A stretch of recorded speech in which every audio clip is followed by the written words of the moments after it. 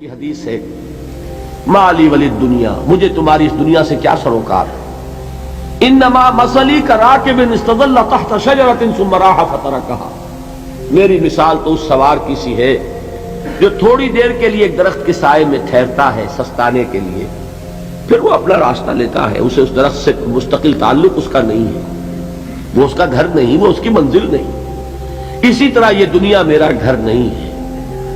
اب دیکھیے ہم کہتے ہیں انا للہ و انا الیہ راجعون، ہم تو مسافر ہیں، ہم اللہ کے پاس سے آئے، اللہ کی طرف ہمیں لوٹ جانا ہے۔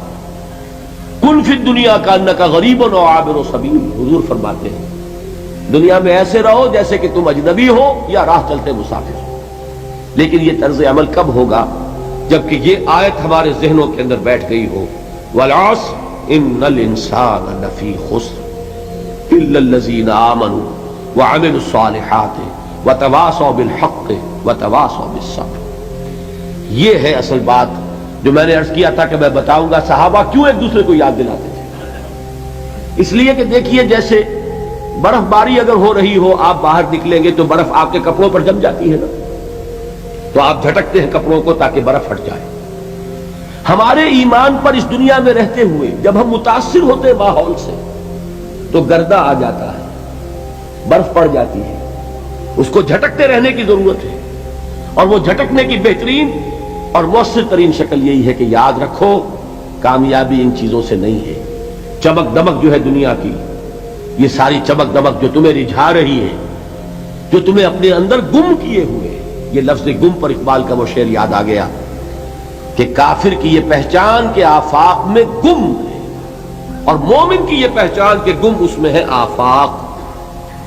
تم گم نہ ہو کر رہ جاؤ، اس میں مبہوت نہ ہو کر رہ جاؤ، مرعوب نہ ہو کر رہ جاؤ، دنیا ہی کی محبت تمہارے اوپر ڈیرے نہ ڈال دے، تمہارے دلوں کے اوپر مسلط نہ ہو جائے۔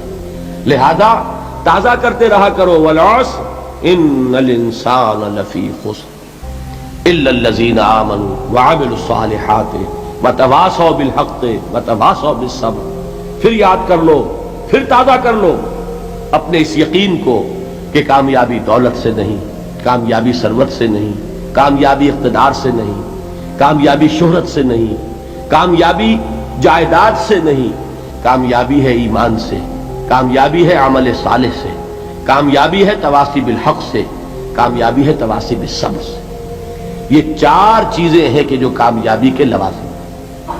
پہلی بات یہ سمجھ میں آئی۔ دوسری بات، یہاں کامیابی کا اعلیٰ معیار نہیں بیان کیا جا رہا، بلکہ اس کا کم سے کم معیار بیان کیا جا رہا ہے۔ میں ذرا توجہ دلاؤں گا اس بات کی طرف، سطحی طور پر ذرا ہو سکتا ہے کہ اس میں کوئی مغالطہ پیش آ جائے۔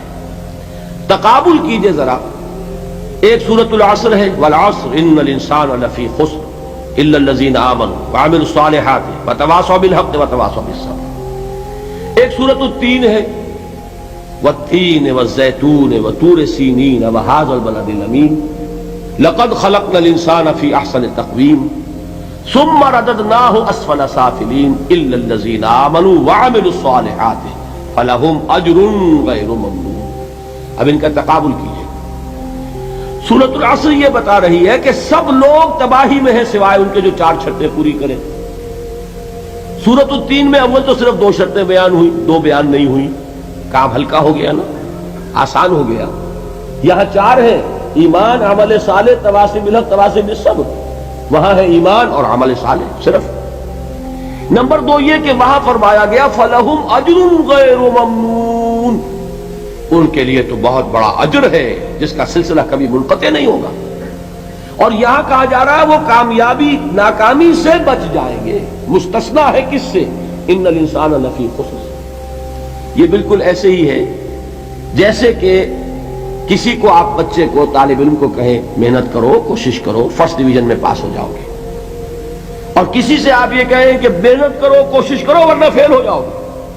اب ان دونوں کے درمیان جو فرق ہے وہی فرق ہے سورۃ التین میں اور سورۃ العصر میں۔ سورۃ العصر ناکامی سے استثناء کو بیان کر رہی ہے، اور وہاں 4 شرطیں ہیں، اور سورۃ التین یہ اعلیٰ درجات کا بیان ہو رہا ہے اور 2 شرطیں ہیں۔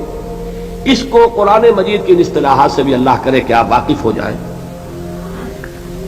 ایک کو ہم کہیں گے کہ ایک پر انذار کا رنگ ہے اور دوسرے پر تبشیر کا رنگ ہے. یہ دو الفاظ بارہا آپ نے پڑھے ہوں گے. سورہ بنی اسرائیل میں فرمایا حضور سے مخاطب ہو کر وَمَا أَرْسَلْنَاكَ إِلَّا مُبَشِّرًا وَنَذِيرًا، اے نبی ہم نے نہیں بھیجا آپ کو مگر بشارت دینے والا اور خبردار کرنے والا بنا کر. سورہ کہف میں جمع کے صیغے میں آیا وَمَا نُرْسِلُ الْمُرْسَلِينَ إِلَّا مُبَشِّرِينَ وَمُنذِرِينَ، ہم نہیں بھیجتے رہے اپنے رسولوں کو مگر مبشر اور نذیر بنا کر. حضور کے بارے میں فرمایا اِنَّا أَرْسَلْنَاكَ شَاهِدًا وَمُبَشِّرًا وَنَذِيرًا. جمع کے صیغے میں سورہ نساء میں فرمایا رسلا مبشرین ومنذرین لئلا یکون للناس علی اللہ حجۃ بعد الرسل وکان اللہ عزیزا حکیما. ایک ہے ابشار بشارت دینا، ایک ہے انذار خبردار کرنا. اور آپ کو معلوم ہے کہ کسی بھی تربیت کے اندر ان دونوں چیزوں کی ضرورت ہے. کبھی ایسا ہوتا ہے کہ ڈانٹ ڈپٹ کی ضرورت پیش آتی ہے، دھمکی کی ضرورت پیش آتی ہے، باز آ جاؤ اپنے رویے کو درست کرو ورنہ پکڑ ہوگی سزا ملے گی. کبھی آپ شاباش دیتے ہیں ہمت کرو گھبراؤ نہیں، تمہارے اندر صلاحیت ہے، مایوس نہ ہو، ہمت تمہاری کیوں جواب دے رہی ہے، تم بڑے ذہین ہو، محنت کرو بڑے اعلیٰ درجات ملیں گے. قرآن مجید میں یہ دونوں رنگ ہیں جو اختیار کیے گئے، ایک تبشیر کا رنگ ہے ایک انذار کا رنگ ہے. سورۃ العصر میں انذار کا رنگ ہے، خبردار تمام انسان ہلاکت اور بربادی کا نوالا بننے والے ہیں سوائے ان کے جو چار شرطیں پوری کریں.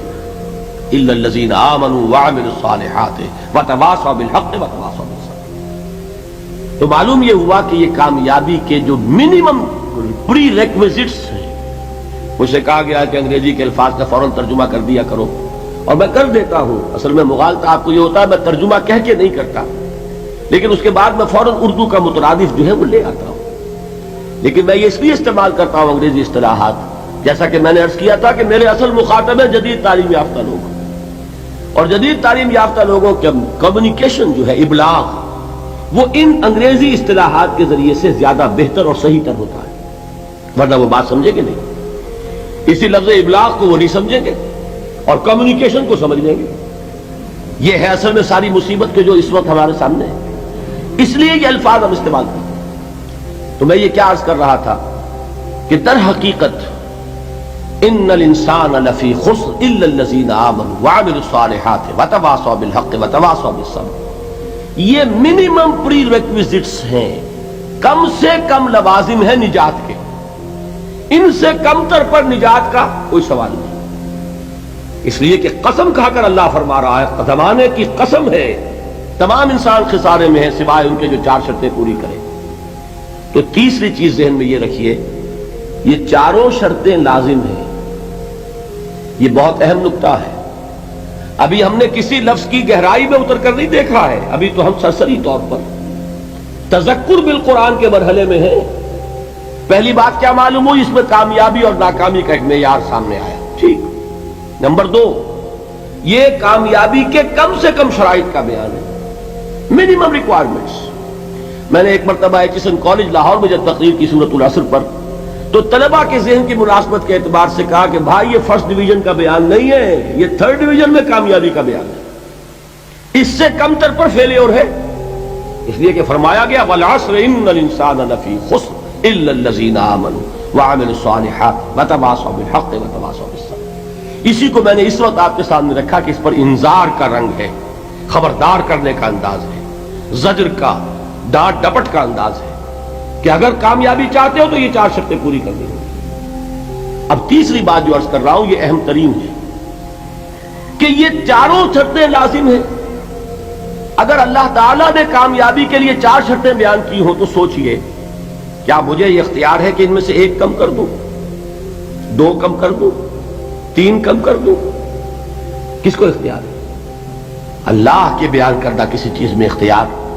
یہ تو حضور سے کہا گیا تھا، سورہ یونس میں ہے، مطالبہ کیا مطالبہ کرنے والوں نے ایت بقرآن غیر ھذا وبدل ہو.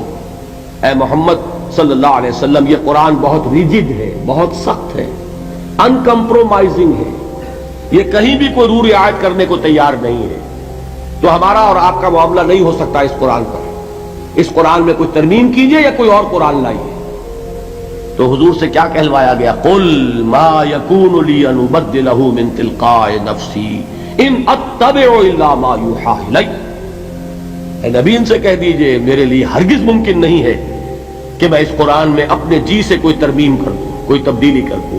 میں تو خود پابند ہوں اس کا جو مجھ پر وحی کیا جا رہا ہے. سب سے پہلے میں خود اس پر عمل کرنے والا، میں خود اس کا پابند ہوں. تو غور کیجئے، قرآن بیان کر رہا ہے کہ 4 شرطیں ہیں نجات کی، اور آپ کے دل میں یہ بات بٹھا دی گئی ہے کہ صرف کلمہ گو ہونا نجات کے لیے کافی ہے، صرف ایمان سے نجات ہو جائے گی. یہ بات جو ہے ذہن میں رکھیے، ایک نجات وہ ہے جو ہزار برس تک جہنم میں کوئلہ بننے کے بعد نجات ہو. میں اس نجات کی بات نہیں کر رہا. وہ نجات تو ملے گی یقیناً. جس شخص کے دل میں رائی کے دانے کے برابر بھی ایمان ہوگا، وہ اپنے اعمال کی، اپنے کرتوتوں کی سزا بھگت کر بالآخر جنت کے اندر داخل کیا جائے گا، جہنم سے نکالا جائے گا.